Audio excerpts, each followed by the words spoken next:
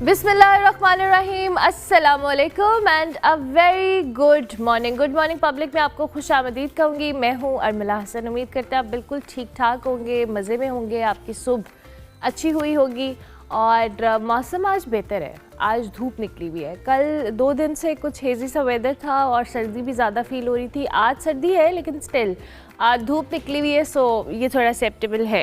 अच्छा जी, फरवरी स्टार्ट होने वाला है, जनवरी का बिल्कुल एंड चल रहा है, पहला महीना गुजर भी गया है 2026 का। लेकिन जी इस बार 2026 के अंदर सबसे इंटरेस्टिंग चीज़ जो कि बहुत सालों के बाद लाहौरी या पंजाब के लोग सेलिब्रेट करने वाले हैं वो है बसंत।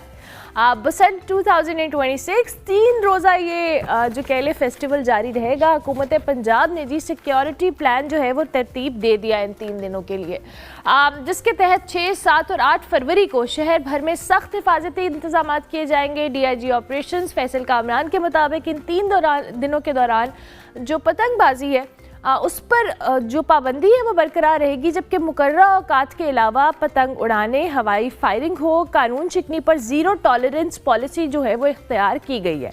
प्लान के मुताबिक जी मोटरसाइकिल सवारों के लिए 10 लाख हिफाजती तारें तकसीम की जाएंगी, जबकि शहरियों की जो सहूलत के लिए 6000 खुसूसी रिक्शे होंगे, 500 बसेस होंगी, 60,000 ऑनलाइन टैक्सी सर्विसेज फराहम की जाएंगी, जबकि तीनों दिन जो पब्लिक ट्रांसपोर्ट है वो बिल्कुल फ्री कर दी गई है। महकमे दाखिला के मुताबिक Punjab regulation of kite flying bill 2025 इसके तहत जी मुकर्रर दिनों और औकात के अलावा पतंगबाजी गैर कानूनी होगी, जिस पर सख्त सजाएं लागू होंगी।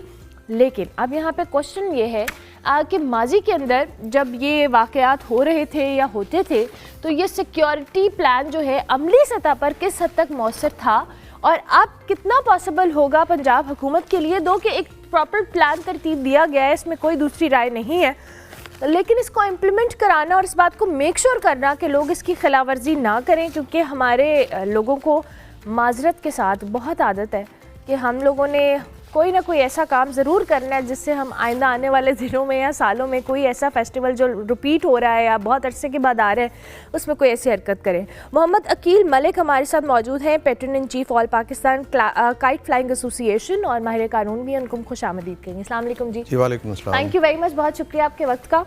अच्छी बात है, हम बसंत सेलिब्रेट करने जा रहे हैं, बट आई होप कि पंजाब हुकूमत की तरफ से जो एक रूल्स एंड रेगुलेशंस और सारी चीज़ें प्लान बनाए गए हैं इस पे मैं चाहूँगी आप राय भी दीजिएगा और एक्सप्लेन भी कीजिएगा कि क्या क्या पॉसिबिलिटीज़ हैं और ये सारी चीज़ों को मेक श्योर करना चैलेंजिंग होगा कि नहीं। देखें, इस दफ़ा जो इनिशिएटिव लिया है गवर्नमेंट ने, जो जितने हिफाजती इंतज़ामात करने के लिए गवर्नमेंट ने अपनी मशीनरी सारी हरकत में आई हुई है, उसमें हम भी पार्ट हैं उसका। बतौर एसोसिएशन हमारा भी रोल डिफाइंड है लॉ में, हमने भी गवर्नमेंट के साथ मिलके SOPs पे अमल दरामद करवाना है। इसके अलावा डेली मीटिंग्स हो रही हैं कमिश्नर ऑफिस में और DC साहब, AC साहब, तमाम लोग जो हैं वो प्रॉपर डे टू डे जो है वो अपडेट दे रहे हैं। पब्लिक अवेयरनेस कैंप्स लगाए गए हैं इस दफ़ा, हम खुद भी उन कैंप्स का हिस्सा हैं। और जो शहर के जो दरवाज़े हैं हमारे अंदरून शहर के, उनके बाहर बैरूनी जगह पे गवर्नमेंट ने कैंप्स लगाए हुए हैं और जितने लोग अंदर से बाहर आ रहे हैं या बाहर से अंदर जा रहे हैं शहर में, उनको पम्फलेट तकसीम किए जा रहे हैं। उसके अलावा बाइक्स के ऊपर रॉड्स लगाए जा रहे हैं। तो इस दफ़ा गवर्नमेंट बहुत पॉजिटिवली इस काम को लेके चल रही है और गवर्नमेंट का मकसद भी सेफ्टी ऑफ द सिटीज़न है, आई एम श्योर। और इस बात को मेक श्योर करना ये भी बड़ा ज़रूरी है कि ये सेफ्टी वाला मामला रहे, क्योंकि पास के अंदर हमने बहुत अनफॉर्चुनेट वाक़यात ऐसे देखे। अच्छा अकील मलिक साहब, अब जाहिर है ये जो आपने कहा कि आप लोग भी सारी कैंपेन का हिस्सा है जो हुकूमत मेक श्योर कर रही है, but at the end of the day हमारी आवाम से भी इम्प्लीमेंट कराना एक बहुत बड़ा चैलेंज है। हमने अभी देखा है कि उस दिन हमारी CM पंजाब ही एक ब्रीफिंग के दौरान बता रही थी कि इतनी गिरफ्तारियाँ हुई हैं, अभी से लोग पतंगबाजी की तरफ आ गए हैं। सोसाइटी को अवेयरनेस के साथ साथ थोड़ा रोप के साथ या डंडे के ज़ोर से समझाना भी बड़ा ज़रूरी है हमारे लोगों को, क्योंकि हम लापरवाही बरतते हैं, इसमें कोई दूसरी राय नहीं है। जी बिल्कुल आपने बजा फरमाया कि ये बहुत बड़ा इनिशिएटिव था और सिर्फ 3 दिन के लिए उसकी परमिशन देना और 3 दिन के फ़ौरन बाद इस काम को शट डाउन कर देना, ये भी एक गवर्नमेंट के लिए चैलेंज है। कवानीन भी इसीलिए बनाए गए हैं और इंतज़ामिया भी इसीलिए हरकत में है और पुलिस को भी बाइख्तियार, ज़ाहिर है वो पहले से एट कॉग्निजेबल ऑफेंसेस हैं और इंशाल्लाह उम्मीद तो है कि ये बसंत खैर खैरियत से गुजरेगी, क्योंकि गवर्नमेंट एक बहुत बड़ा इनिशिएटिव ले रही है लोगों की सेफ्टी के लिए। हम अपने ऑन पे भी हमने भी वॉलंटरीली काफ़ी को 15,000 के करीब एंटीनाज लगाए हैं, लाखों में गवर्नमेंट भी एंटीना लगा रही है। तो इंशाल्लाह किसी बाइक के ऊपर अगर रॉड लगा होगा तो इसमें इंसिडेंट 0% उसकी रह जाएगी, गुंजाइश रह जाएगी। बिल्कुल। अच्छा, अब बहुत सारे लोग जी ये कंप्लेन कर रहे हैं कि अब इतने स्ट्रिक्ट, ये मैं आम पब्लिक की ओपिनियन जो कि हम अपने इर्द गिर्द सुन रहे हैं कि जो पतंगे हैं चूँकि वो लाइसेंस के थ्रू और एक प्रॉपर प्रोसेस के थ्रू मिल रही हैं, इसी तरह से डोर का मामला भी है, एक्सपेंसिव बहुत है, डोर बहुत महंगी मिल रही है, पतंगे बहुत महंगी मिल रही हैं, कुछ लोग इलीगली भी करने की कोशिश कर रहे थे, उनके ख़िलाफ़ भी गिरफ्तारियाँ हुई हैं। ये सारे इश्यूज़ चूँकि आप फ्लाइंग एसोसिएशन को हेड भी करें, आई बिलीव आपको भी आइडिया होगा कि ये चैलेंजेस भी अपनी जगह मौजूद जी, ये हैं। चैलेंजेस हैं, बिग गैप है डिमांड और सप्लाई का। हर लाहौरी जो है, इवन ये बसंत में इसमें खाली लाहौर का 2.5 करोड़ आवाम तो नहीं है, इसमें पूरे पाकिस्तान से आवाम आ रही है। 25 लाख के करीब आप समझ लें कि फॉरेनर्स आ रहे हैं, टूरिस्ट आ रहे हैं। अच्छा? हाँ जी, 2.5 मिलियन के। अभी मेरे एक जानने वाले हैं कनाडा से, उन्होंने $600-700 की टिकट है, बड़ी मुश्किलों से उन्होंने $2500 की वो टिकट ली है और सिंगल टिकट मिली है उनको, फैमिली के लिए आना चाह रहे थे। इस कदर रश है कि बाहर से भी लोग जो हैं वो इस बसंत में पार्टिसिपेट करेंगे। तो कीमतों का जहाँ तक ताल्लुक़ है, हमने परसों मीटिंग की है गवर्नमेंट के साथ, उनके सामने हमने अपनी गुजारिश रखी है कि लोगों को सप्लाई का इशू आ रहा है, चूँकि टाइम बहुत कम मिला है। पहले पूरा साल लोग बसंत की तैयारी करते थे, मैन्युफैक्चरिंग करते थे, और एक दिन की बसंत में वो सारा माल ख़त्म हो जाता था, उनका बिक जाता था। अब 3 दिन की बसंत है, ये 3 गुना बड़ी बसंत है। फिर 20-25 साल का एक बैकलॉग है, उसमें बंद पड़ी खुली चीज़ है। अब हर बंदे का, आवाम का जो है वो एक रश है, तूफ़ान है, और मैन्युफैक्चरर्स जो हैं वो मैन्युफैक्चरिंग नहीं कर पा रहे। कुछ वेदर भी ऐसे थे। हमने उनसे गवर्नमेंट से रिक्वेस्ट की है रिटन फॉर्म में, उस सिलसिले में परसों मीटिंग भी हुई है कमिश्नर साहब के ऑफिस में, और हमने कहा कि जो दूसरे सूबे हैं वहाँ से माल इंपोर्ट करने की इजाज़त दी जाए, और वो माल अंडर SOPs इंपोर्ट हो। उसकी सर्टन जो है रिक्वायरमेंट्स बताई हैं उनको कि इन रिक्वायरमेंट्स के तहत उनके ऊपर बार कोड लगा हो, लाइसेंस की कॉपी लगी हो, और वो अकॉर्डिंग टू द SOPs वो माल आ जाए। अगर वो इजाज़त मिल गई, जिसकी बहुत हमें कभी इम्कान है कि आज शायद उसकी इजाज़त मिल जाएगी, तो उसमें ये है कि एटलीस्ट जो एक डिमांड एंड सप्लाई का जो इतना बड़ा गैप है उसको हम मिनिमाइज़ करने की कोशिश कर रहे हैं। हाँ, क्योंकि अभी तक तो 10-10, 12-12 हज़ार रुपए की और डोर का जो पिन्ना लोग कहते हैं वो मिल रहा है, क्योंकि मेरे घर में भी तैयारी चल रही है, तो हर किसी की यही कंप्लेंट चल रही है। अच्छा, दूसरी जानिब वकील मलिक साहब, एक और चीज़ हमें ज़रा दोबारा से ये बताइएगा, टाइमिंग क्या मुख्तस की गई है हुकूमत की तरफ से कि किस टाइम से किस टाइम तक होगा? ये 3 दिन का फेस्टिवल है, और फिर किन जगहों पे, किन इलाकों में, क्योंकि बहुत सारे लोग कहते हैं जी सिर्फ अंदरून में है या स्पेसिफिक एरिया डेजिग्नेटेड है, लेकिन क्या ये पूरे शहर में होगा? क्या इसके हवाले से जी, जो नोटिफिकेशन है डिप्टी कमिश्नर साहब का पूरे लाहौर के लिए 30 दिसंबर का जो नोटिफिकेशन है, उस नोटिफिकेशन के तहत 6, 7 और 8 3 दिन के लिए ये बसंत दी गई है। उसमें स्टार्टिंग और एंडिंग टाइम दर्ज नहीं है। जब स्टार्टिंग और एंडिंग टाइम दर्ज ना हो तो फिर वही रूल एप्लीकेबल होगा कि दिन स्टार्ट आपका, डेट आपकी कहाँ से स्टार्ट होगी। तो डेफिनेटली रात 12 बजे आपका टाइम स्टार्ट हो जाएगा, और इतवार जो है वो रात 12 बजे तक आपकी 8 तारीख ख़त्म हो जाएगी। बिल्कुल ठीक है। और इसमें कोई स्पेसिफिक इलाके जो हैं वो नहीं है, पूरे लाहौर में ये बसंत है। आप लाहौर के अंदर जिस जगह पे भी चाहें, आप अपनी छत के ऊपर आप इसको एंजॉय कर सकते हैं, बिल्कुल कर सकते हैं। अच्छा जी, अब आवाम को किन बातों का ख्याल रखना है, चूँकि हुकूमत तो कर रही है, मैं चाहूँगी वो भी आप एड्रेस कर दें एक बार कि हम एज अ पब्लिक क्या रिस्पॉन्सिबल बिहेवियर अपना सकते हैं। हमें सबसे पहले तो ये बतौर अवाम देखना है कि हमने अगर म्यूज़िक भी लगाना है उस पर भी पाबंदी लगाई है तो वो तो कानूनी पाबंदियाँ हैं उसके ऊपर, और हमारे किसी एक्ट से हमारा कोई इर्द गिर्द का हमसाया जो है मुतासर ना हो। और जो बाइक्स वाले हैं उनके ऊपर तो पाबंदी है कि इन 3 दिनों के अंदर वो अपनी बाइक्स डेफिनेटली नहीं चला सकेंगे बगैर रॉड के। रॉड फ्री लगा रही है गवर्नमेंट, वो रॉड लगाएं, अपने आप को महफूज करें, अपने बच्चों को महफूज करें। और इस बसंत को मिल के महफूज बनाएं, क्योंकि ये किसी एक का त्यौहार नहीं है, ये पूरे लाहौर का त्यौहार है। तो पूरे लाहौर की इकॉनमी भी इस पे बहुत ज़्यादा डिपेंड कर रही थी, बहुत सारा रेवेन्यू जनरेट होना है, तमाम कारोबार एकदम चल पड़े हैं और उनमें एक बहुत सा बूम आ गया। छतें किस कदर महंगी अंदरून के अंदर मिल रही हैं कि लोग अपने घरों की छतें जो दे रहे हैं उसके रेंट्स इतने ज़्यादा है। आई बिलीव हर किसी ने अपना अपने एंड के ऊपर सबका कुछ फाइनेंशियल एस्पेक्ट भी जुड़ा हुआ है इसके जी, सबका जुड़ा हुआ है। ये 2-2.5 लाख रुपए से छतों का आम जो साथ। शहर मैंने की तो 4 लाख सुना है अभी नहीं, तक। अब तो देखे 5-10 लाख तक भी चला गया अच्छा, है ओके। छतों का 3 दिन का। अब तो सोशल मीडिया पे ऐड आने शुरू हो गए हैं जी, मैंने कि वही 3 दिन देखा। के लिए छत लें, उसमें आपको बाथ और कमरा और ये और वो कारपेटिंग वाला भी मैंने देखा है कि कारपेटिंग भी मिलेगी आपको छत के तो ऊपर। हर लिहाज से बहुत सारे कारोबार एक्टिवेट हो गए हैं इस बसंत की वजह से। और ये माजी में भी होता है। चले, आई एम श्योर अल्लाह करे कि ये बसंत अच्छी और खैर आफियत से गुजरे। हुकूमत ने जो जो प्लान किया है उस पर इम्प्लीमेंट कराने में भी कामयाब रहे। Thank you very much Aqeel साहब, बहुत शुक्रिया आपके वक्त का। मोहम्मद अकील मलिक हमारे साथ मौजूद थे। जी, बसंत होने वाली है 6, 7 एंड 8 फरवरी को। हुकूमत अपनी पूरी कोशिश कर रही है, पंजाब हुकूमत, कि आपको एक फेस्टिवल मिले और उसको अच्छे तरीके से हम इंजॉय कर सकें। तो आप भी रिस्पॉन्सिबल सिटीज़न होने के नाते इस बात को मेक श्योर करें कि आप अपनी रिस्पॉन्सिबिलिटी ज़रूर अदा करें। ब्रेक लेते हैं, ब्रेक के बाद वापस आते हैं।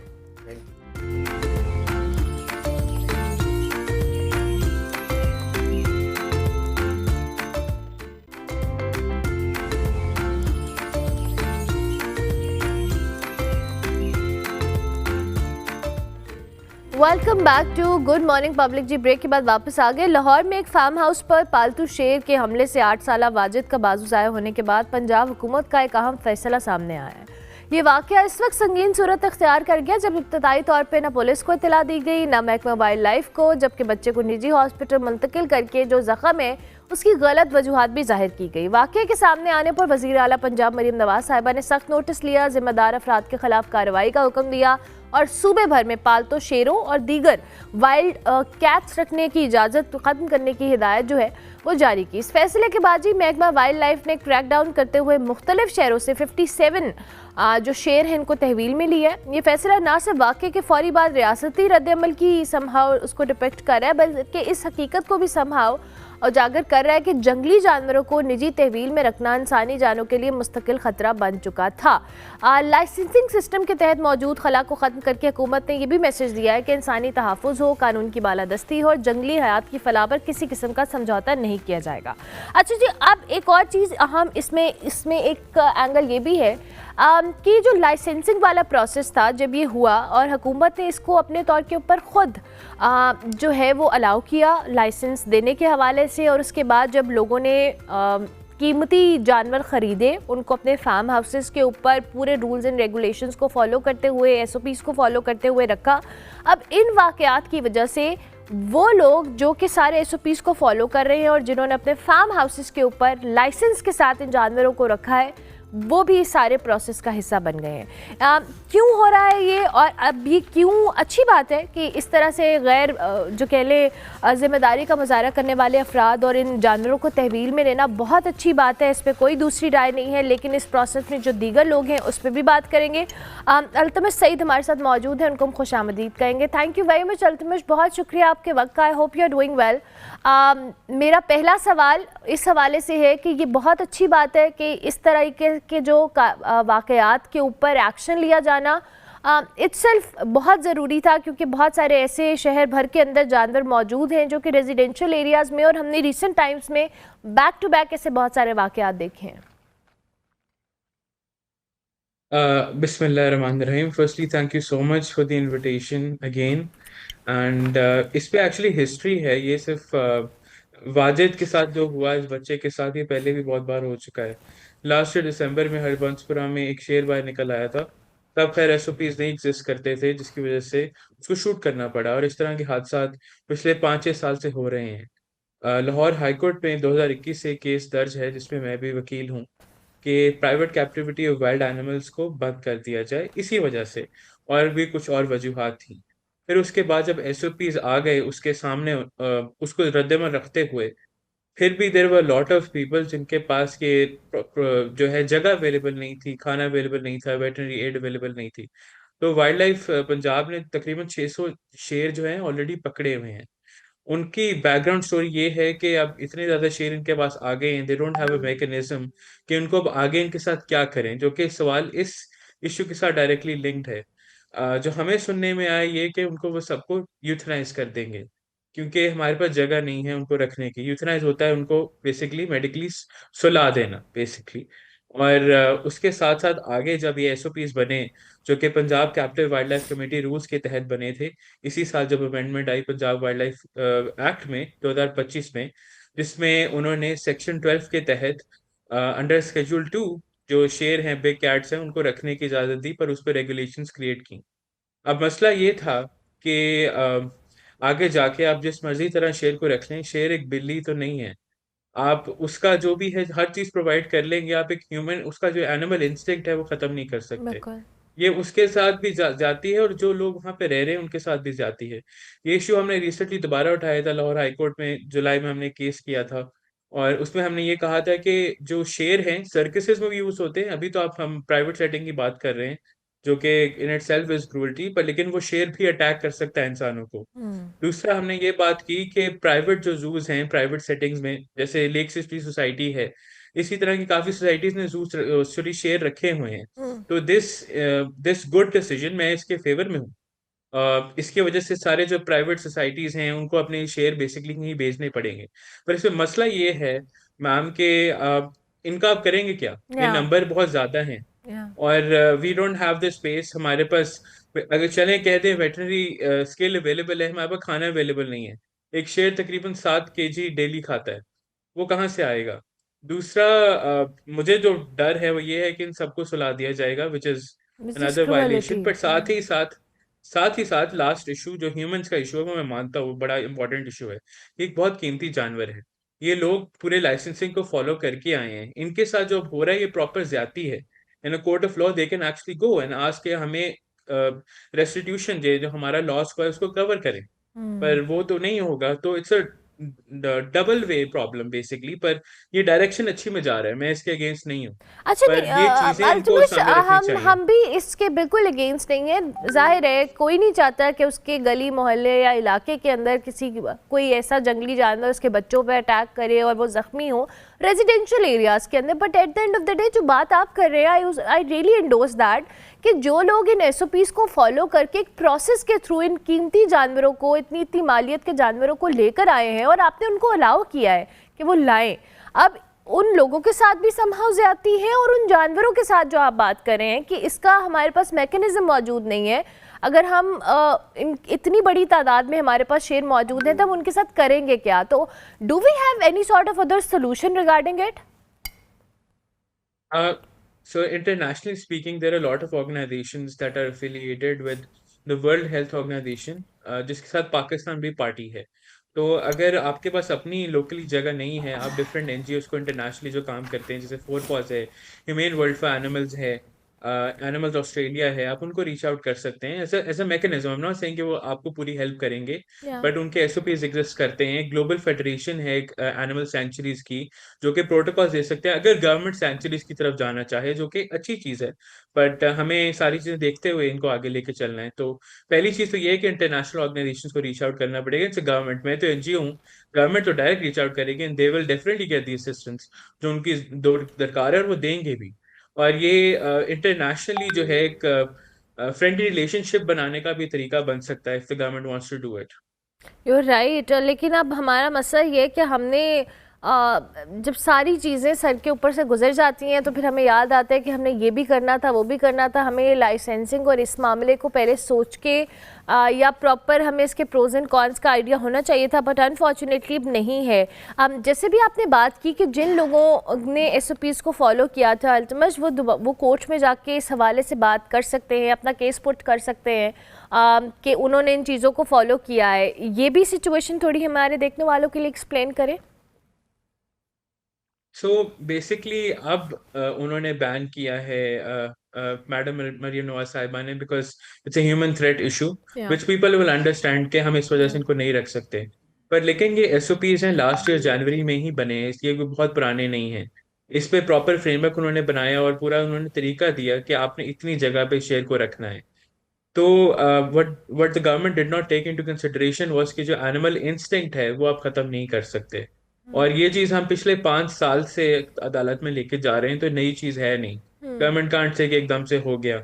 और ये बच्चे के साथ शदीद ज्यादती है, ये बहुत ज्यादा लोगों के साथ हो चुका है। Absolutely.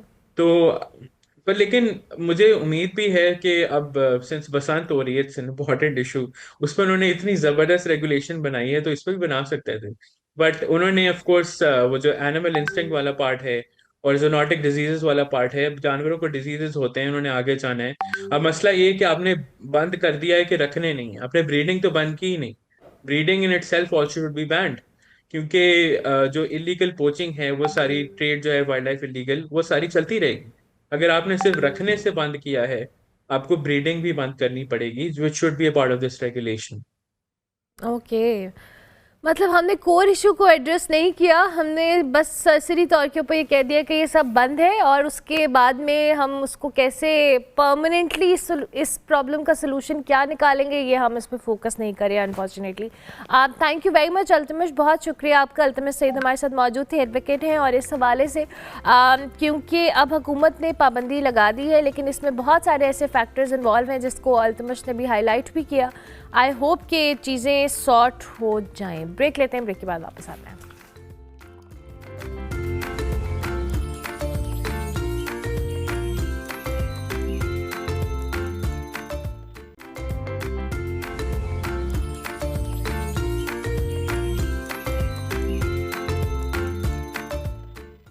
Welcome back to good morning public. जी, ब्रेक के बाद वापस आ गए। कराची का जिक्र करेंगे, जहां 1 जनवरी से अब तक 3000 से ज़ायद डॉग बाइट के जो केसेस हैं वो रिपोर्ट हुए हैं, जिनमें सरकारी और निजी हॉस्पिटल्स में मरीजों की बड़ी तादाद रोज़ाना की बुनियाद पर इमरजेंसी में पहुंच रही है। इंडस हॉस्पिटल में जी 1300 से ज़ायद, जबकि जिना हॉस्पिटल में 700 से ज़ायद और सिविल हॉस्पिटल में 1000 प्लस केसेस रिपोर्ट किए गए हैं। जबकि जो प्राइवेट हॉस्पिटल्स हैं, इनमें भी डॉग बाइट के जो वाक़यात हैं वो बढ़े हैं।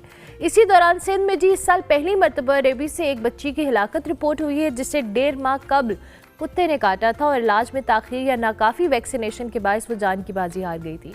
ये सूरत हाल समहाउ इस बात को भी इंडिकेट करी है कि पालतू और आवारा कुत्तों के कंट्रोल हो, वैक्सीनेशन हो, और अवामी आगाही के निज़ाम में बुनियादी जो कह लें फ्लॉज मौजूद हैं। और यहाँ पे क्वेश्चन ये भी है कि कराची में डॉग बाइट्स के इस बढ़ते हुए रुझान के पेश नज़र इंतज़ामिया के पास फौरी और मौसर कंट्रोल क्या है, इस पर हम बात करेंगे। डॉक्टर इरफान सिद्दीकी हमारे साथ मौजूद हैं, in charge and assistant professor emergency department GPMC, उनको हम खुशामदीद कहेंगे। थैंक यू वेरी मच, शुक्रिया डॉक्टर इरफान, आपने हमें वक्त दिया।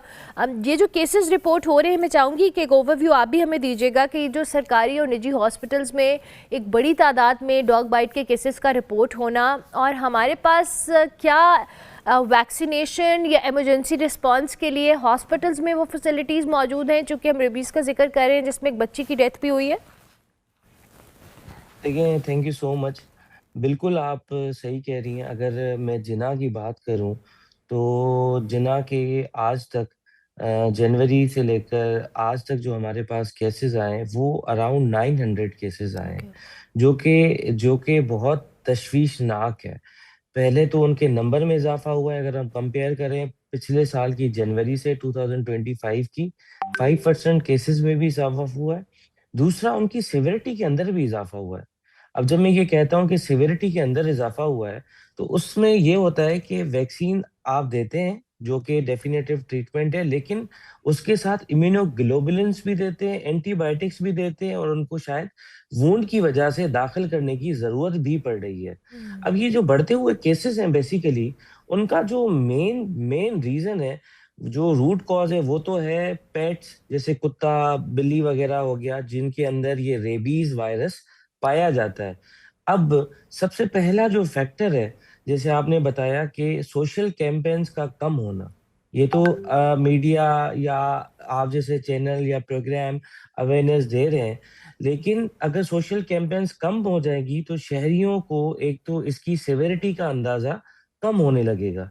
दूसरा ये कि सोशल कैंपेन्स के अंदर सिर्फ ये नहीं होता कि आगाही दें, दूसरा ये कि उससे कैसे बचा जाए।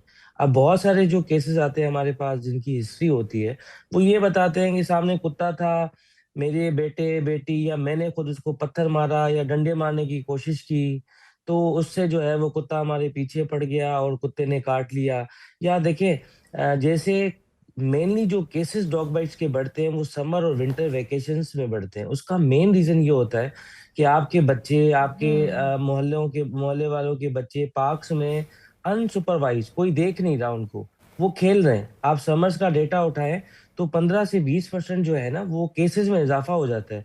गली में बच्चे खेल रहे हैं, पार्क्स में खेल रहे हैं, कोई बड़ा बुजुर्ग या कोई ऐसा देखने माँ या देखने वाली नहीं है, क्योंकि बच्चे जो है बेसिकली खुद को डिफेंड नहीं कर सकते। तो जो है उसकी वजह से समर्स के अंदर जो है वो केसेस के अंदर इजाफा हो जाता है। बिल्कुल ठीक है। दूसरी जो आपको मैं एक बात बताऊं कि अब ये नहीं है कि सिर्फ हमारे पास, जैसे मैं कराची की बात करूं और जिना बहुत बड़ा इदारा है, तो पेरिफेरल एरिया जैसे कोरंगी हो गया, सोराब गोट साइड हो गया, नाजमाबाद हो गए, फेडरल बी एरिया हो गए, वहां से तो केसेस हमारे पास बहुत रिपोर्ट होते थे। लेकिन अब पोस्ट जैसे डीएचए इलाका है, फेज 8 है, क्लिफ्टन है, इन इलाकों से भी बहुत सारे जो है वो केसेस हमारे पास रिपोर्ट हो रहे हैं। अब उसका मेन रीजन ये है कि अभी तक हमने इस साल के शुरू में या पिछले साल में जो हुकूमत पाकिस्तान की तरफ से, हुकूमत सिंध की तरफ से कुत्ता मार मुहिम या कुत्ते पकड़ने वाली जो मुहिम थी, वो नहीं आप देखेंगी।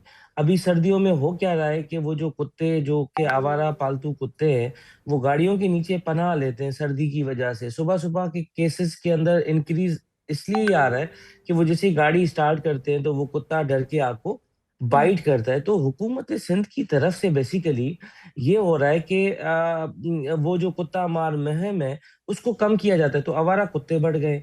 और दूसरा, हुकूमत सिंध पहले, हम मुझे याद है 2023 में, तो 2024 में भी इवन, जैसे आपके पास कोई पेट है, कोई डॉग है, उसकी वैक्सीनेशन का कार्ड बनता था, उसको चेक करते थे। अब लोग ये समझते हैं कि भाई अगर हमने वैक्सीन करवा लिया है तो ये 100% अब ये रेबिट नहीं बन सकता, रेबिट का मतलब रेबीज ट्रांसफर नहीं कर सकता। लेकिन आप देखें कि यहाँ इस मुल्क का और इस सिंध सूबे का अलमिया ये है कि अभी तक पोलियो के केसेस डिस्कवर हो रहे हैं। उसका रीजन ये होता है कि वैक्सीन की इनकॉम्पिटेंसी भी है, उसकी एक कोल्ड चेन होती है, उसके डोजेज होते हैं। वैक्सीन करवा ली है, आपको चेक करवाना उस पेट के अंदर कि उसके अंदर जो एंटीबॉडीज है रेबीज के खिलाफ वो बनी है या नहीं बनी है। ऐसे ऐसे जब कुत्ते आपको काटते हैं तो आपको उसको ऑब्जर्व करना है कि क्या वो खुद भी तो रैबिट नहीं बन गया, उसके जिस्म पे धब्बे आ गए हो, मुंह से सेलिवेशन हो गई हो, या जो है वो बहुत चिल्ला रहा हो रात को। तो ऐसा कुत्ता जब आपको काटे, चाहे वो आपका पेट ही हो, चाहे वैक्सीनेटेड ही हो, तो आपको वैक्सीन लगाना है। बिल्कुल सबसे सही। पहली और जरूरी चीज ये है ना कि आपको वैक्सीन लगवाना है। अच्छा डॉक्टर दूसरा, इरफान, मुझे शहरियों, सॉरी मैं आपको इंटरप्ट कर रही हूँ, लोगों को क्या ये अवेयरनेस नहीं होती वैक्सीनेशन को, या क्या ऐसी चीज़ है? बिकॉज आपने एज अ डॉक्टर क्या फील किया है कि लोग वैक्सीनेशन के लिए नहीं आते? अगर उनका जो फर्स्ट रिस्पांस होता है, अगर उनको डॉग बाइट हुआ भी है तो वो क्या रिएक्शन उनका होता है नॉर्मली? क्योंकि वही बात है कि अवेयरनेस अपनी जगह पे उसको हम लैक कर रहे हैं।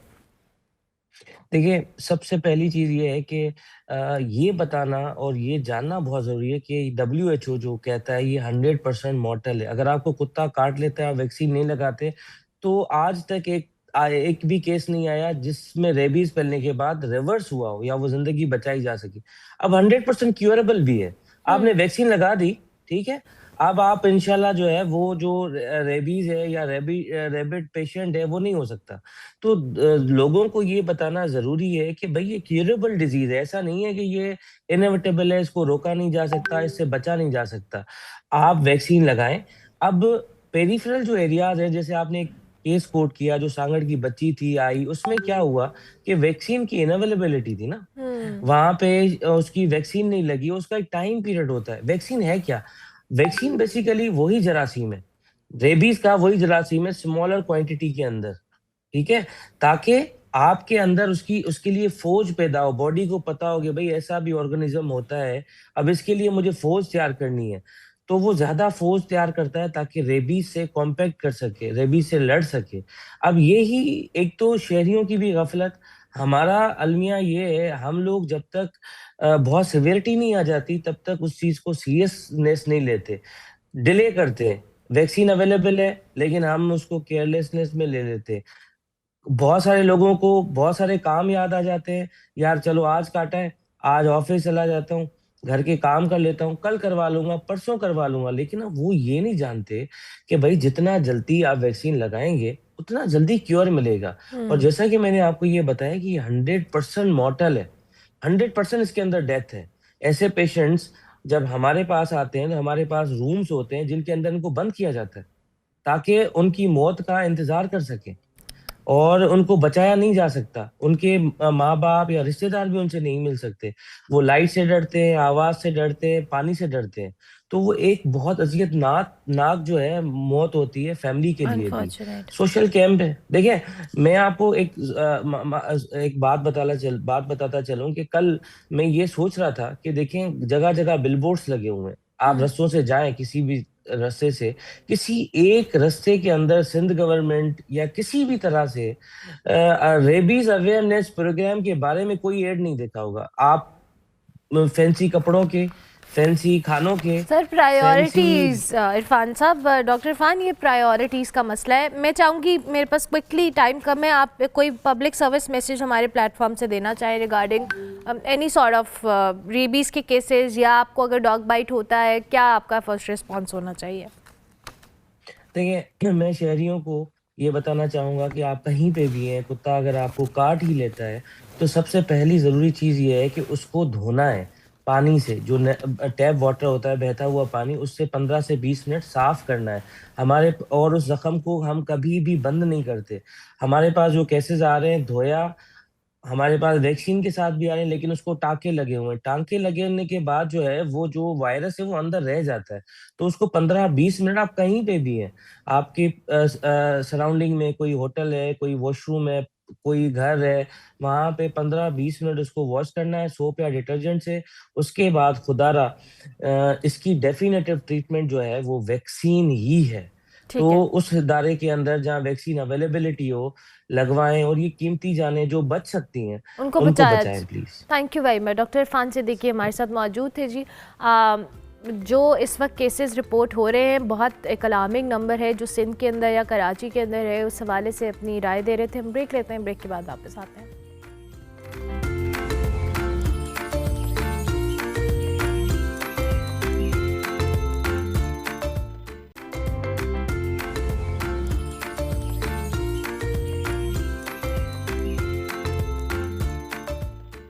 Welcome back to good morning public जी। ब्रेक के बाद वापस आ गए। अब हम कुछ शादियों के हवाले से और ट्रेंड्स के हवाले से बात करेंगे। पहले कुछ अरसा हमने देखा कि शादियों में ट्रेंड, बल्कि बहुत अरसा देखा कि शादियों में बहुत ज़्यादा तैयार होने का ट्रेंड था। फिर एक मिनिमल अप्रोच आई लोगों की कि लोग मिनिमल तैयार होना शुरू हुए। लेकिन अब विद टाइम कुछ ऐसे लोग सस्टेन कर रहे हैं या कंसिस्टेंट है जो कि दुल्हन या उनके घर वालों या फैमिली से ज़्यादा तैयार आपको नज़र आते हैं। चाहे वो ड्रेसेस हो, ज्वेलरी हो, या फिर आपके मेकअप हो। अब लोगों का ट्रेंड यही है कि समटाइम्स हम ओवरडन भी कर लेते हैं। बहुत तैयारी का शौक़ है हम सबको एज अ नेशन भी, लेकिन इसमें पर्पज़ ये नहीं होता कि आपने किसी को जेलस कराना है या आपने कुछ करना है, लेकिन समहाउ हमें शौक़ है तैयार होने का, और हम ये रियलाइज़ नहीं करते कि जिसका बड़ा दिन है या जिसकी शादी है उसको सबसे ज़्यादा हाईलाइट करना है हमें, ना कि खुद होना है। लेकिन क्या करें, ऐसे लोग भी हमारे माशरे का हिस्सा हैं। लेकिन अब हम ज़रा आज फैशन ट्रेंड, मेकअप ट्रेंड्स के हवाले से भी बात करेंगे कि किस तरह के मेकअप ट्रेंड्स अब चल रहे हैं और क्यों करते हैं लोग ऐसे। इनके जो हमारे पास आज मेकअप एक्सपर्ट भी हैं, मेकअप आर्टिस्ट भी हैं, वो भी हमें बताएंगे कि नॉर्मली इनके पास जब लोग आते हैं तो वो क्या डिमांड्स लेकर आते हैं। शुमाइला अली हमारे साथ मौजूद है। अस्सलाम वालेकुम। अस्सलाम वालेकुम। कैसे हैं आप? खैरियत से? अल्लाह का शुक्र जी। Thank you very much Shumaila, बहुत शुक्रिया। शुमाइला, ये अभी से है या हमेशा से है कि लोग जब आपके पास भी आते होंगे या अगर हम शादियों पे ऑब्जर्व करते हैं, दुल्हन से ज़्यादा ड्रेसअप हुए होते हैं और फिर उनको लाइमलाइट में रहने का भी शौक होता है? मुझे लगता है ये अभी एक ट्रेंड स्टार्ट हुआ है, क्योंकि अभी आपने भी देखा होगा जब भी मेरे पास कोई अक्सर ब्राइड्स आती हैं, मेनली तो ब्राइड्स का यही होता है minimalistic look, no makeup look के आप कर लीजिए, तो वो तो एक ब्राइड का हो गया। लेकिन जो अगर हम बात करें स्पेशली ब्राइड्स की, कुछ ऐसे जो करीबी जो ख़ानदान होता है वो यही कहते हैं जिस तरह का ड्रेस ब्राइड ने पहना है मिलता जुलता सिमिलर उसी जैसा पहनना। कुछ तो अपनी शादी का भी पहन के आते जी हैं। जी वो भी मुझे होता है एक और चीज़ भी मुझे होता है कि अक्सर एक नया ट्रेंड है कि जैसे मिसाल के तौर पर जैसी ब्राइड ने पहना है ब्राइड की मदर स्पेशली वो ही उसी कलर का मिलता जुलता पहनना। क्योंकि मुझे ये याद है अक्सर मेरी खाला की जब शादी होती थी या थी और वो उस दौरान अक्सर हमारी मदर्स कहती थी कि जो बिग डे जिसका एक ख़ास दिन है उस दिन जो लाल ड्रेस उसने पहनना है ना वो कोई और लाल ड्रेस तो पहनता ही नहीं था। अपनी शादी पे कहा था कि मैं अगर ये कलर पहन रही हूँ तो मेरे इर्द गिर्द मुझे इस कलर में कोई नजर ना आए और आई मेड श्योर कि कोई ऐसा कलर ना पहने। बिल्कुल। और आजकल मैं बल्कि देखती हूँ कि बहनें क्यों एक तो ये कि सोशल मीडिया ने भी बहुत ज़्यादा अवेयरनेस कर दिया यंग जनरेशन को इतना ज़्यादा अवेयरनेस हो गई है कि वो इतना तैयार मतलब होना चाहिए ज़रूर लेकिन एक मुझे लगता है कि बहुत ज़्यादा इस तरह नहीं कि जो एक मेन वो एक होता है ना जिसका एक लाइमलाइट जिसको देना चाहिए उसको देना चाहिए ये ज़रूरी तो खैर है। लेकिन अब यही होता है कि अक्सर ये देख रहे होते हैं कि दूल्हा या दुल्हन की मदर जो है ना वो किस तरह की वो ज़्यादा प्यारी लग रही थी to be very I don't know मुझे तो हमेशा ब्राइड ही प्यारी लगती है ऑनेस्टली। उसका बड़ा दिन होता है वो ग्लो बड़ा डिफरेंट होता है बट जो तैयार होने वाला आइडिया या कॉन्सेप्ट अच्छा ट्रेंड्स क्या है जी आजकल ज़्यादा मेकअप चल रहा है नो मेकअप चल रहा है आपके पास इस वेडिंग सीजन में किस तरह की ब्राइड्स आ रही हैं या पार्टी मेकअप के ट्रेंड्स क्या है जी। अच्छा अगर हम ब्राइड्स की बात करें तो ब्राइड्स में अभी जो 2000 नया साल जो है उसमें लास्ट टाइम जो था कि आपकी आईज जो हैं ज़रा शिमरी होती थी और आपका जो लिपस्टिक होती थी वो न्यूड के ऊपर चली जाती थी। लेकिन इस दफ़ा जो मैंने देखा है जो ब्राइड्स भी कहती हैं कि आप नो मेकअप लुक तो लाएं जो शाइनिंग ग्लो आपको ब्लश ग्लो करे बट आपको लिपस्टिक जो लास्ट टाइम था वो न्यूड पे था अब जो है ना थोड़ा सा मरून विद रेड मिक्स करके वो है और आइस का वही ग्लिटर तो आइस चली रही हैं वो। अच्छा आपने विद टाइम देखा भी है और आई बिलीव कि हम सब ने मेकअप ट्रेंड्स को भी या मेकअप टेक्निक्स को भी चेंज होते हुए देखा है। As a makeup artist how do you feel कि ये टेक्निक्स जो अब हम सोशल मीडिया के ऊपर भी देख रहे होते हैं इवन ब्राइड्स भी कह रही होती है कि हमें इस तरह का मेकअप लुक चाहिए तो इसी टेक्निक से आपको वो डेवलप करना है ये कैसा डिफरेंट है? अच्छा ऐसा होता है कि कोई अक्सर हमारे पास आती हैं कि जी आप मुझे ना ये जैसा मेकअप है ना आप ऐसा ही कर दें। देखिए कुछ लोगों की जो अंडरटोन होती है स्किन होती है वो बहुत ही हाइड्रेटेड होती है अच्छी होती है तो उसके ऊपर मेकअप तो वो लेवल उस तरह का मेकअप आ जाता है बिकॉज ऑलरेडी आप कुछ भी कहें फिल्टर्ड तो होते हैं मेकअप उस तरह का आ जाता है। लेकिन अगर आप डिहाइड्रेटेड स्किन के साथ आ रही हैं हमारे पास आपने कोई फेशियल नहीं लिया आपने स्किन की कोई रिजीम ही नहीं की and then suddenly you are saying कि ये एक्ट्रेस जैसा आप हमें मेकअप कर दें तो हमारे लिए भी मुश्किल होता है। फिर हमें उनको समझाना पड़ता है कि इस तरह के आपके फीचर्स नहीं हैं या फिर आपकी स्किन इतनी ज़्यादा ग्लो नहीं कर सकती जैसे वो आप हमें पिक्चर में दिखा रहे हैं। क्योंकि देखिए हम एज अ मेकअप आर्टिस्ट उनको हल्का सा चेंज कर सकते हैं लेकिन उनके फीचर को इन्हांस कर सकते हैं फीचर को एकदम से चेंज नहीं कर सकते। तो ये मुझे लगता है कि थोड़ा सा ना एज अ कस्टमर उनको पता होना चाहिए ब्राइड टू बी के लिए क्या चीज़ें हैं जो उसको शादी से कुछ अर्सा पहले फॉर मेकअप पर्पस अपनी रिजीम का हिस्सा बनाना चाहिए कि आपकी स्किन की हेल्थ के लिए या उसकी ग्लो के लिए एक ब्राइड टू बी इस तरह से अपनी प्रैक्टिसेस को करें? अच्छा एक तो मैंने आजकल जो देखा है आजकल जितनी भी ब्राइड्स आ रही हैं वो वर्किंग है तो उनके पास टाइम नहीं होता। इससे पहले होता था ना कि जी कज़न्स आ रहे हैं सारे उपटन लगा रहे हैं सब मेहंदी और आपको वो एक ख़ास किस्म का होता था कि जी अब कज़न्स का पूछो जी कज़न तो सब बिज़ी हैं मैं आपके पास आ गई हूँ अब कर लें जो करना है मेरे साथ।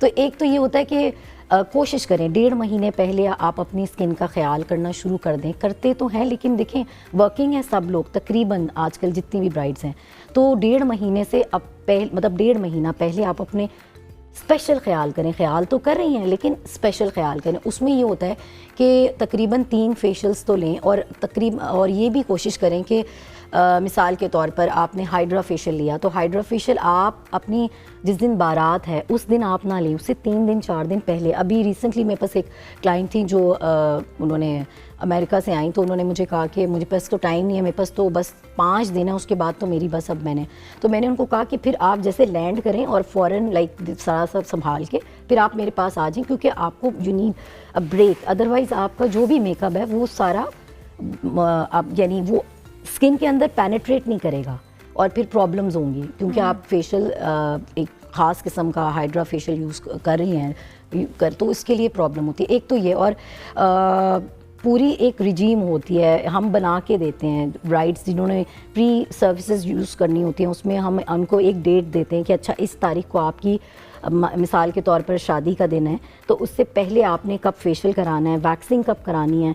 ये ना हो कि आपने फ़ौरन से वैक्स करा रही हैं और जी रेड स्किन पे हुआ है या हाथ पे हुआ है, इस तरह का नहीं। फिर यही है कि मेहंदी जब जिस दिन लगेगी उस दिन पहले, उससे पहले आपने वैक्स करानी है, बिकॉज अब वैक्स करेंगे तो मेहंदी वो सारी चीज़ें हमने उनसे पूछनी है, टाइमलाइन होती है जी प्रॉपर हम ऑर्गेनाइज करके देते हैं। अच्छा, आप मुझे लगता है लड़कियों के लिए बड़ी अवेयरनेस है। पहले ये होता था कि वो ब्राइडल मेकअप के लिए या पार्टी मेकअप के लिए जाती थी तो वो मेकअप आर्टिस्ट पे डिपेंड करता था कि वो कुछ भी करना चाहे, whatever they feel like. But अब लड़कियां बड़ी क्लियर पिक्चर के साथ जाती हैं कि अच्छा अब हमें इस तरह की लुक चाहिए, इस तरह का मेकअप चाहिए।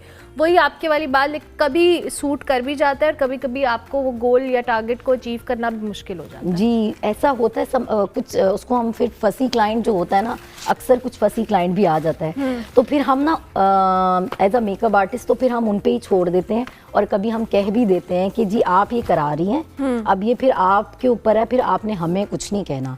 और अक्सर ये भी होता है कि वही वाली बात की अवेयरनेस वाकई में बहुत ज़्यादा हो गई है। अब वाकई में हम वो आंखें बंद करी होती थी, हम करते रहते थे जो भी करना है कर ले, अब वो कर करके देखी नहीं, ये देखें इधर देखें, तो काफ़ी इस तरह का तो है, उनको अब काफ़ी awareness. In the end Shumaila, हमारे platform say anything you want to से, कुछ आप कहना चाहें ब्राइड टू बी के लिए, या कोई भी आना चाहता है मेकअप ट्रेंड्स को, या जो ख़वातीन बहुत ओवर ड्रेस्ड होती हैं या ओवर डन कर लेती हैं शादियों पे, कैमरा इज़ ऑल योर्स। अच्छा एक जो आपकी एक तो ये कि अगर आप एज अ ब्राइड को ले लें तो आप यही कोशिश कीजिए कि आप अपनी स्किन का ख्याल करें। देखिए इंटरनल और एक्सटर्नल दोनों चीज़ें मुझे लगता है कि इम्पॉर्टेंट हैं। आप ज़रूर खाने को भी देखें, दोनों चीज़ों से तब आपकी स्किन ग्लो करेगी। आपने वो कहते हैं ना फेस पे मलना तो सब कुछ नहीं है, आपने खाना भी है और लगाना भी है, तब जाके वो आपका एक ख़ास दिन के लिए आपकी स्किन हाइड्रेट करेगी, ग्लो करेगी। एक तो ये है, और अपना ख्याल ज़रूर रखा करें, स्पेशली इन दिनों में आपने बहुत ज़्यादा अपना ख्याल करना है, बहुत ज़्यादा पानी पीना है। और यही है कि ट्रेंड की जहाँ तक बात करें तो वाकई में जो ब्राइड्स हैं आजकल, वो बस यही है कि वो एक क्योंकि वो सब एक ट्रेंड को फॉलो करें ना, वो जी ब्राइड्स भी जूड़ा बना, स्लीक जूड़ा, और जी बस माथा पट्टी लगा दें या बिंदिया लगा लें, और वो नोज पिन भी नहीं। तो वही वाली बात है कि जैसे वो गो विद द फ्लो के साथ जा रहे होते हैं, जो कंफर्टेबल होती है ब्राइड। आई बिलीव कि अब मुझे लगता है कि हर लड़की को ये बात पता होती है कि वो क्या कैसे लगना चाहती है, कुछ स्टैटिक्स को फॉलो करती है, कुछ ट्रेंड को करती हैं। Thank you very much Shumaila, बहुत शुक्रिया। शुमाइला अली हमारे साथ मौजूद थी। जी हम ब्रेक लेंगे, ब्रेक के बाद वापस आएंगे। आप देखते रहिए good morning public.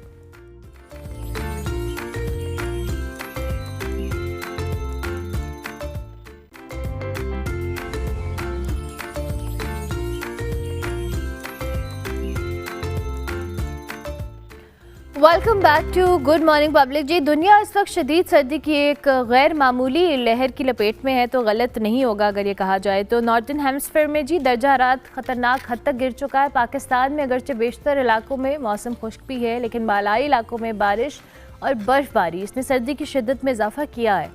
Punjab, Sindh और बलूचिस्तान के मैदानी इलाकों की बात की जाए तो उसमें भी सर्द हवाओं ने मामूलात को मुतासर करना शुरू किया है। लेकिन अगर हम इंटरनेशनली बात करें तो अमेरिका और कनाडा में भी सर्दी बर्फ़ानी तूफ़ान की शक्ल इख्तियार कर चुकी है, जहाँ दर्जनों अमवात हों, लाखों अफराद की बिजली मुअत्तली हो, हज़ारों जो फ़्लाइट्स हैं उनके डिले होना हो या मनसूख होना, उसने एक सूरत हाल को संगीन किया है। जब दुनिया भर में मौसम इतने एक्सट्रीम्स पर हैं और बहुत ख़तरनाक सूरत हाल इख्तियार हो रही है, तो क्या ये सर्दी एक आर्जी लहर है या हम इसको जो आलमी सतह है उस पर मौसम के ख़तरनाक और एक परमानेंट बदलाव के दहाने पे देख सकते हैं या नहीं? इस पे हम बात करेंगे, क्योंकि जब हम वेदर पैटर्न्स की बात करते हैं तो इसकी एक्सट्रीम्स पर होना इटसेल्फ, अगर ये पाकिस्तान में पहले हम डिस्कस कर रहे थे, लेकिन अब दुनिया भर के अंदर इन वेदर एक्सट्रीम्स को हम विटनेस भी कर रहे हैं। मरियम शबीर माहिर माहौलियात हमारे साथ मौजूद हैं, इनको खुश आमदीद कहेंगे। Thank you very much Maryam, good morning, कैसी हैं आप? अल्हम्दुलिल्लाह। Maryam thank you very much कि आपने वक्त दिया। मरियम ज़रा हमें ये एक्सप्लेन करें ना, हम अभी बात हमेशा से पाकिस्तान को लेकर करते हैं जी कि वेदर एक्सट्रीम्स बहुत ज़्यादा हैं, गर्मियाँ प्रोलॉन्ग हो गई हैं, सर्दियाँ शॉर्ट हो गई हैं और इनके पैटर्न्स भी डिले हो गए, लेकिन अभी जो हम यूएस या कनाडा में देख रहे हैं ये भी एक बहुत एक्सट्रीम शक्ल है सर्दी की। जी एब्सोल्युटली अर्मिला, ये जो वेदर पैटर्न्स है नॉर्मल किस्म के, ये गर्मियों में भी यूएस में देखने को मिले, लेकिन चूंकि उसमें पानी की कमी थी तो उस वजह से विजिबिलिटी नज़र नहीं आई है मीडिया में।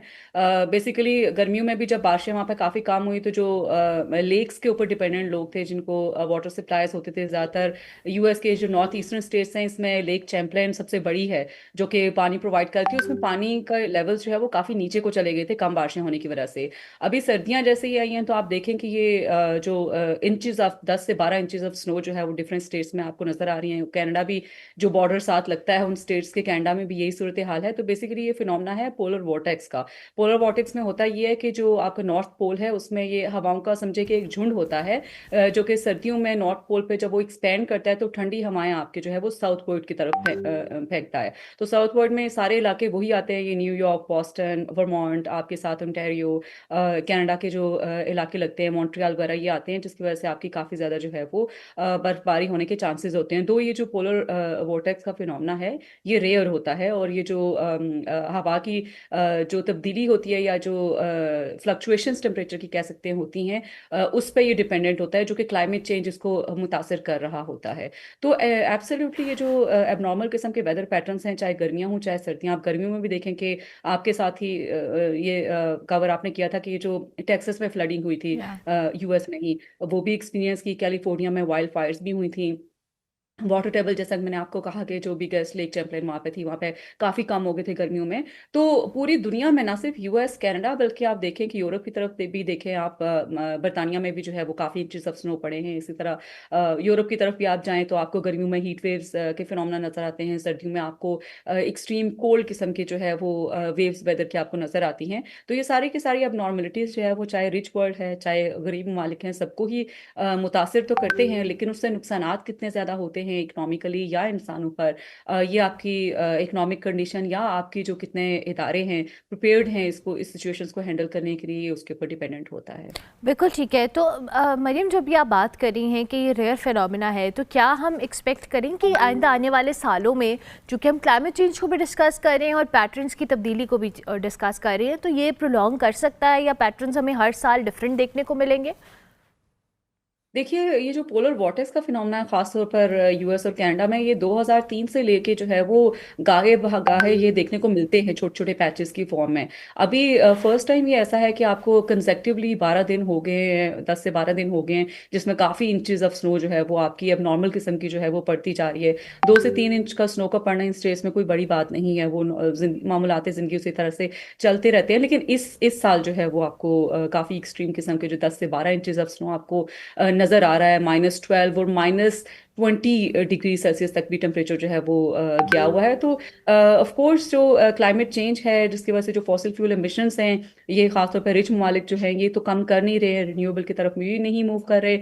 तो आपको इसी किस्म के जो एक्सट्रीम वेदर पैटर्न्स हैं वो आपको नज़र आते रहेंगे, चाहे वो कनाडा अमेरिका है, चाहे वो पाकिस्तान है, चाहे वो यूरोपियन ममालिक हैं पूरी दुनिया में। बिल्कुल ठीक है। तो मरियम, आप पाकिस्तान का भी जिक्र करें, इस बार क्या ये जो कल हमारी एक महकमा मौसमियात वाले जो पर्सनालिटी उनसे ही बात हो रही थी और वो यही बात कर रहे थे कि जी कि ऐसे कोई रिकॉर्ड ब्रेक नहीं हुए, हाँ अलबत्ता हमारे पैटर्न्स चेंज हुए हैं। तो आई होप कि ये रिकॉर्ड ब्रेक होना भी हम नहीं चाहते कि सर्दियों के भी रिकॉर्ड ब्रेक हो जाए, बट पैटर्न चेंज होना इटसेल्फ एक अलार्मिंग चीज़ तो है ना समहाउ। जहाँ पे हम सैलाब और इन चीज़ों का जिक्र करते हैं वहाँ पे सर्दियों का या बर्फ़बारी का इतना इरेगुलर टाइम के ऊपर होना, क्योंकि ये वेदर इतनी एक्सट्रीम बर्फ़बारी का तो आई बिलीव नहीं है। जी एब्सोल्युटली। आप देखें कि जहाँ तक पाकिस्तान की बात है, आप देखें कि शिफ्ट आ गया हुआ है क्लाइमेट में।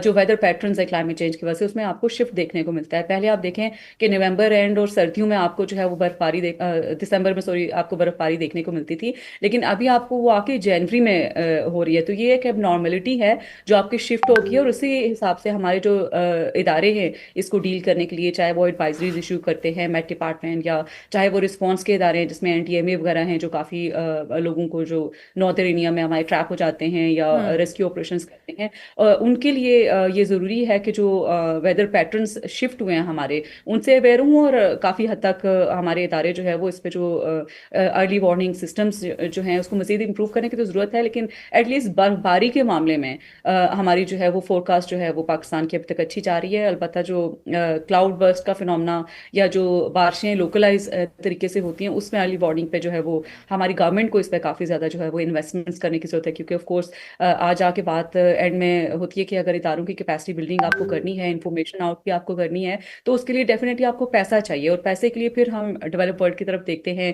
I have a problem with this term develop world, लेकिन इकोनॉमिकली जो रिच कंट्रीज हैं उनकी तरफ भी हमें देखना पड़ता है, क्योंकि क्लाइमेट जस्टिस के मद में उनकी ये जिम्मेदारी है कि पाकिस्तान और पाकिस्तान जैसे ममालिक को, क्योंकि उन्हीं की वजह से हम ये सारे एक्सपीरियंस कर रहे होते हैं, हमें फंड्स प्रोवाइड करें ताकि हम क्लाइमेट अडेप्टेशन, मिटिगेशन, कम्युनिटीज़ की जो रेजिलियंस बिल्डिंग होती है, जो हमारा इंफ्रास्ट्रक्चर है, इन सब के लिए पाकिस्तान जैसे ममालिक की इकोनॉमी इतनी स्ट्रांग नहीं है कि हम लोगों को जो है वो इतने ज़्यादा जो है वो क्लाइमेट चेंज रिलेटेड इनिशिएटिव्स ले सकें। ताकि उसके लिए ऑफ कोर्स पैसा चाहिए, जो कि आ नहीं रहा है जो रिच ममालिक है उनकी तरफ से, although they are responsible for what we are experiencing here. ये तो मरियम हमारे से बात भी कर रहे हैं और हमें पता भी है कि जो चीज़ें हम एक्सपीरियंस कर रहे हैं, ये डेवलप्ड कंट्रीज़ का आप भी जिक्र करिए, उनकी ही मरहूने मेहनत है समहाउ जो क्लाइमेट चेंज के इम्पैक्ट है। बट अनफॉर्चुनेटली हमारे इश्यूज़ अभी तक वहीं के वहीं हैं, जो कि हमारे इंफ्रास्ट्रक्चर को लेकर भी हमें बहुत सारे चैलेंजेस हैं। क्योंकि अभी जो हम मुख्तलिफ इलाकों में पाकिस्तान के भी देख रहे हैं, जो सूरत हाल है कि लोगों को अपनी अपनी जगह, अपने अपने घर छोड़ने पड़े हैं, जितनी वर्स्ट वेदर कंडीशंस हैं। अनफॉर्चुनेटली हमारा इंफ्रास्ट्रक्चर भी तो उस तरीके से सपोर्ट नहीं कर रहा। दो कि अगर हमारे पास फंड्स नहीं है, हर चीज़ फंड्स के साथ पॉसिबल है, बट हमारे पास कोई शॉर्ट टर्म सोल्यूशंस भी मरियम डोंट यू थिंक हैं कि हम इन वेदर पैटर्न्स के मद में जो हमारे लोग सफ़र करें उनके लिए कोई सोल्यूशन निकाल सकें? जी, लोकलाइज फंड्स को मोबिलाइज करते हुए हो ये सकता है, जैसे कि फ्लडिंग के लिए भी गर्मियों के लिए जो बारिशों की फोरकास्ट है कि काफ़ी ज़्यादा होंगी, उसमें सुनने में यही है कि गवर्नमेंट्स ये प्रिपेयर कर रही हैं कि जो शेल्टर्स हैं, जो शेल्टर होम्स होते हैं जहाँ पे लोगों को टेम्पोरेली स्टे करवाया जाता है आर्जी तौर पर, वो जो है वो उस पर वर्किंग जारी है। नॉर्मली हमारे यहाँ जो मसाजिद होती हैं या जो स्कूल्स होते हैं उनमें ये सर्विसेज प्रोवाइड की जाती हैं। तो ऐसी ही सूरत हाल मेरी ओपिनियन में ये है कि सर्दियों में जब बहुत ज़्यादा आपकी बर्फबारी हो, तो वहाँ पर जो लोकल लोग हैं ख़ासतौर पर, वैसे तो लोकल लोगों को काफ़ी पता होता है कि उन्हें जो क्लाइमेटिक कंडीशंस वहाँ पे उनसे वो अवेयर होते हैं कि किस तरह से डील करना है, किस तरह से खुद को प्रिपेयर करना है। अगर उनके पास इंफॉर्मेशन पहले से चली जाए, जो एडवाइजरीज हमारे यहाँ जो शहरों में सर्कुलेट होती हैं, वो अगर लोकलाइज उन तक पहुँच जाएँ, जैसे कि एसएमएस के थ्रू उनको पहुँचाई जाएँ, तो वो बेहतर प्रिपेयर कर सकते हैं कि उन्हें कितनी लकड़ी, क्योंकि बहुत सारे इलाकों में गैस नहीं होती है ऐसे इलाकों में, तो हीटिंग के लिए वो लकड़ी पहले से जो है बंदोबस्त करके रखें कि उन्हें अपने आप को वार्म कैसे रखना है। ग्रोसरीज पहुंचाने का कोई तरीका उन तक हो, जो हमारे इदारे हैं वो सर्दियों में रखें ताकि उनको खुद बाहर ना निकलना पड़े ऐसे हार्श कंडीशंस में, खासतौर पे जब स्टॉर्म्स आते हैं आपके मरी या सवात या जो नॉर्दर्न एरियाज हैं इनकी तरफ। और जो सड़कें क्लियर करने का प्रोसेस होता है, वो जो हमें मरी में तो देखने को मिलता है, लेकिन गिलगित बल्तिस्तान या सवात की तरफ हम जाएं तो जहाँ पे पक्की सड़कें वहाँ पे तो हो जाता है, लेकिन जहाँ डिफिकल्ट इलाके होते हैं वहाँ पर हमारी हर जगह जो है इदारे नहीं पहुँच सकते हैं जियोग्राफिकली डिफिकल्ट एरियाज की वजह से। तो मौसम से पहले उनके साथ किया ये जा सकता है कि जो लोकल कम्युनिटीज़ हमारी होती हैं, जो लोकल लोग वहाँ पर रहते हैं, उनको ट्रेन किया जाए, उनकी कैपेसिटी बिल्डिंग की जाए कि किस तरह से वो इर्द गिर्द के इलाकों को साफ कर सकते हैं, उनको वो इक्विपमेंट प्रोवाइड किया जाए, क्योंकि बहुत सारे लोग ऐसे होते हैं जो अफोर्ड नहीं कर सकते बर्फ़ साफ करने की जो चीज़ें दरकार होती हैं उसके लिए। अगर इस तरह के चंद इकदाम प्रिपरेशन में हमारे रखे जाएँ, तो टेम्पोरेरी आर्जी तौर पे हम ये चीज़ें कर सकते हैं। अदरवाइज जो बिगर चीज़ें हैं जैसे इंफ्रास्ट्रक्चर की आपने बात की, या सड़कों को क्लियर करने के लिए भी हमें थोड़ी मशीनरी चाहिए होती है। जोग्राफिकली जो मुश्किल इलाके हैं अगर उनके लिए भी चाहिए तो उसमें फंड्स हमें चाहिए, उसमें पैसा दरकार होता है, जो कि लिमिटेशन हमारी आती है। ऑलरेडी फ्लडिंग की वजह से पाकिस्तान की इकोनॉमी को काफ़ी ज़्यादा नुकसान पहुंचा है, काफ़ी ज़्यादा हमारे इदारों को भी नुकसान पहुंचा है क्योंकि वो ओवर स्ट्रेच रहे हैं रिसोर्सेज की वजह से। तो ये चीज़ें कुछ ऐसी होती हैं जो चंद हम कर सकते हैं, लेकिन मेजर आपको लेवल पे करने के लिए डेफिनेटली इंटरनेशनल हमें उस पर फंडिंग चाहिए, जो कि हमारा राइट है। इट्स नॉट समथिंग कि हमें कोई फेवर बाहर के मुमालिक देंगे बिल्कुल। हमें देकर, लेकिन उसको परसू करने के लिए भी हमें एक स्ट्रैटेजी की ज़रूरत है। मिसाल के तौर पे जो हमारे डिप्लोमेट्स जो है वो डिफरेंट मुल्कों में जो है वहाँ पे बैठे होते हैं, तो उनको ट्रेनिंग्स दी जाएं, उनके साथ हमारी गवर्नमेंट्स मीटिंग करें, उनको बताएं कि छोटे छोटे प्रोजेक्ट्स की फॉर्म में कम्युनिटी की रेजिलियंस बिल्डिंग करनी है या इंफ्रास्ट्रक्चर चेंज करना है, तो उसके थ्रू उन गवर्नमेंट से जो है वो फंडिंग लाने के मैकेनिज्म हो सकते हैं। बट उसके लिए एक स्ट्रैटेजी और एक प्लान तैयार करने की ज़रूरत है ताकि उस पर डिलीवर करें जो हमारे डिप्लोमेट्स बाहर बैठे हुए हैं। बिल्कुल ठीक है, thank you very much Maryam, बहुत शुक्रिया आपका। मरियम शबीर माहिर माहौलियात हमारे साथ मौजूद थे जी। वेदर पैटर्न्स को डिस्कस करें कि उसके लिए हमें क्या क्या रिक्वायरमेंट्स हैं और हमें किस तरीके से इसको सॉर्ट आउट करना है। हम ब्रेक लेते हैं, ब्रेक के बाद वापस आते हैं।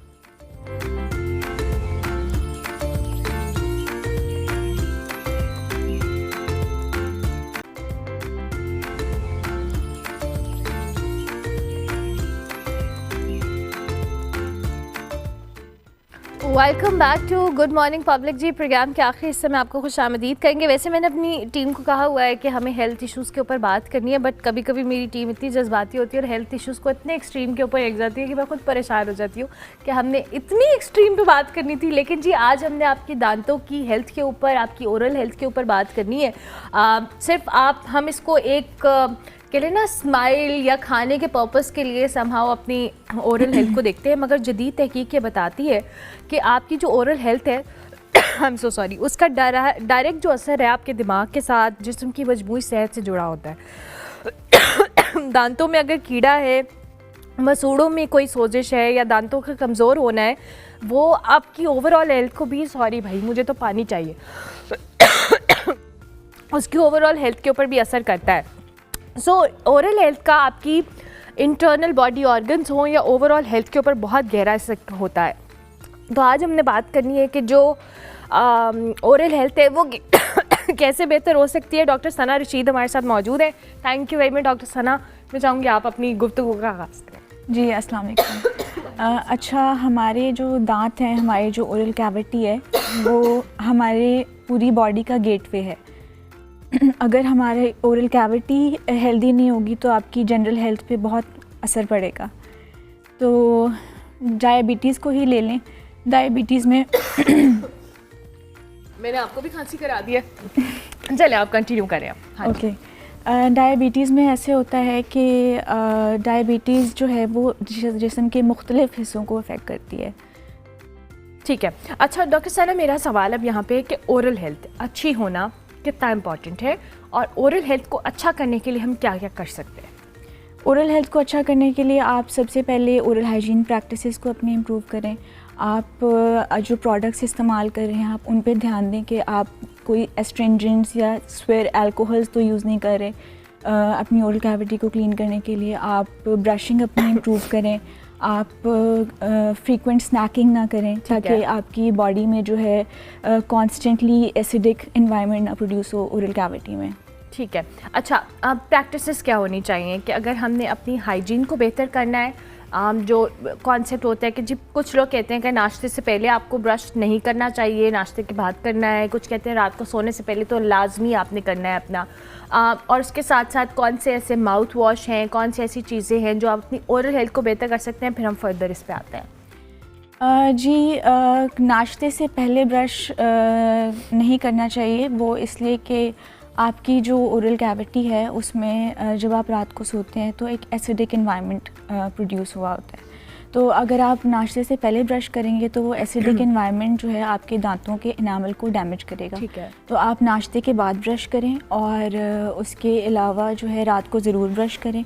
और जो आप प्रोडक्ट्स यूज़ कर रहे हैं, फॉर एग्जांपल माउथ वॉशेस जो आप यूज़ करें, उनमें आप मेक श्योर करें कि एस्ट्रिंजेंट्स नहीं हैं, अल्कोहल्स नहीं हैं, ठीक है। जो कि आपके ओरल माइक्रोबायोम को अफेक्ट करेंगे।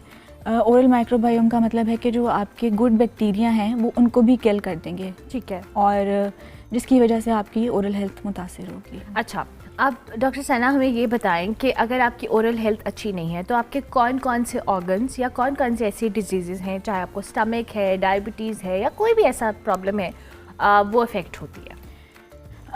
डायबिटीज़ का ताल्लुक ऐसे है ओरल हेल्थ से कि आपके अगर आपको डायबिटीज़ है, शुगर की बीमारी है, ठीक है। तो आपकी बॉडी में इन्फ्लेमेशन प्रोड्यूस होगी। इन्फ्लेमेशन प्रोड्यूस होगी तो आपको आपके गम्स को अफेक्ट करेगी, और ये एक बाय डायरेक्शनल रिलेशनशिप है। ठीक है। अगर आपके गम्स वीक हैं, आपके गम्स में इन्फ्लेमेशन है, तो वहाँ पे ब्लड इकट्ठा हो जाएगा, इन्फेक्शन हो जाएगी ब्लड में, और वो बैक्टीरिया आपके ब्लड के थ्रू दूसरे ऑर्गन्स में भी ट्रांसफ़र हो सकता है।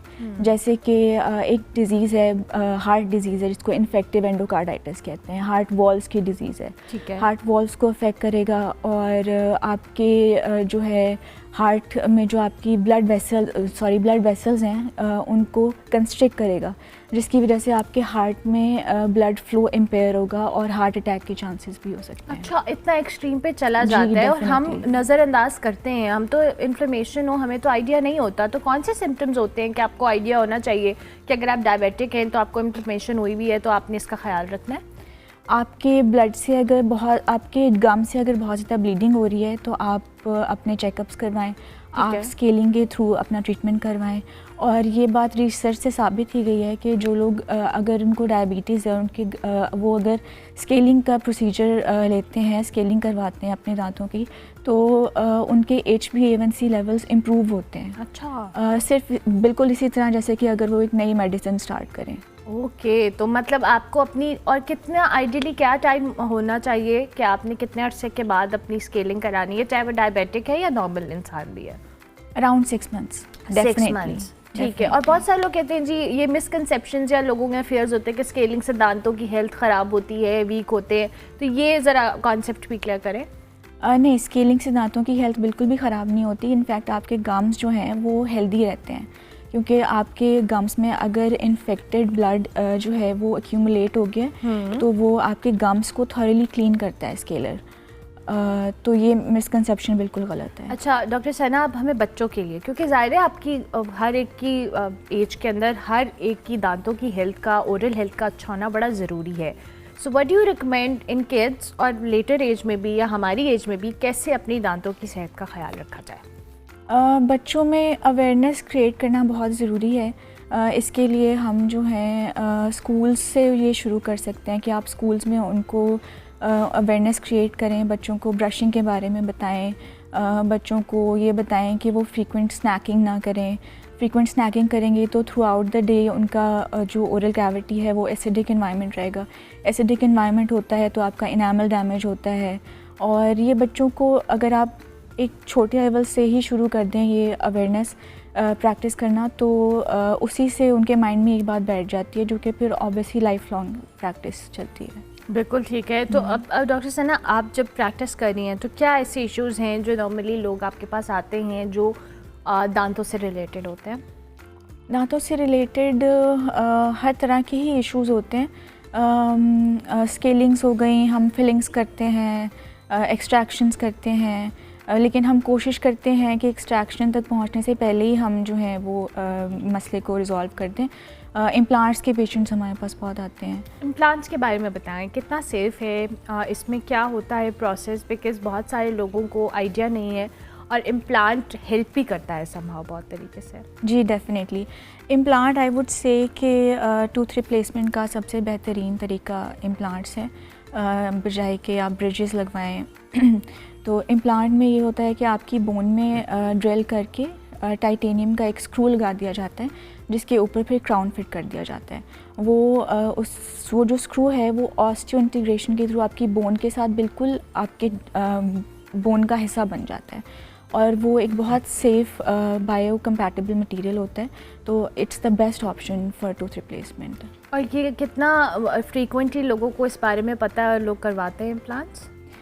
जी हमारे पास पेशेंट्स काफ़ी अवेयर होते हैं जो आते हैं। उसके अलावा हम एक डेंटल एजुकेशन इंस्टीट्यूट भी चलाते हैं, macro to micro dental skills. उसमें हमारा एक कोर्स होता है बेसिक इम्प्लांटोलॉजी का, जिसमें हम पेशेंट को at a fraction of cost हम इम्प्लांट्स भी लगवाते हैं। बिल्कुल ठीक है। तो ये लाइफ लॉन्ग होता है, ये इम्प्लांट जो है ये फॉर लाइफ होता है? जी लाइफ लॉन्ग होता है। वो डिपेंड करता है कि आपकी बॉडी किस तरह से काम कर रही है, रिएक्ट कर रही है, आपकी बॉडी कितनी हेल्दी है। तो कुछ केसेस में फेल होते हैं, वो डिफरेंट केसेस डिफरेंट सिनेरियोज होते हैं, तो वेरिएबल है। अच्छा, इन द एंड डॉक्टर सना हमारे प्लेटफॉर्म से कोई मैसेज देना चाहें लोगों को? मैसेज यही है कि आप अपनी डेंटल हेल्थ को इग्नोर ना करें। Dental health is just as important as your outward looks, और डेंटल हेल्थ पे को फोकस करें। इससे आपकी बहुत सारी बीमारियों से आप बच सकते हैं, जैसे कि डायबिटीज़ हो गई, अल्जाइमर्स हो गया, और इन्फेक्टिव एंडोकार्डाइटिस। तो it's your gateway to the body and your general health starts at your. Absolutely, I agree. Thank you very much doctor Sana, बहुत शुक्रिया कि आप तशरीफ लाइन। डॉक्टर सना रशीद हमारे साथ मौजूद थी, डेंटल सर्जन हैं। आपकी दांतों की हेल्थ के हवाले से आप क्या क्या प्रैक्टिसेस आपको करनी चाहिए, और अगर आप अपनी दांतों की हेल्थ का ख्याल नहीं रखते तो क्या इसका वर्स्ट इम्पैक्ट आपकी ओवरऑल हेल्थ के ऊपर हो सकता है, इस हवाले से बात करी थी। प्रोग्राम का वक्त खत्म हुआ। इंशाल्लाह मेरी आपसे मुलाकात होगी कल। फीडबैक हमारे सोशल मीडिया हैंडल्स पर लाजमी दीजिएगा। कल तक के लिए मेरी तरफ से अल्लाह हाफ़िज़।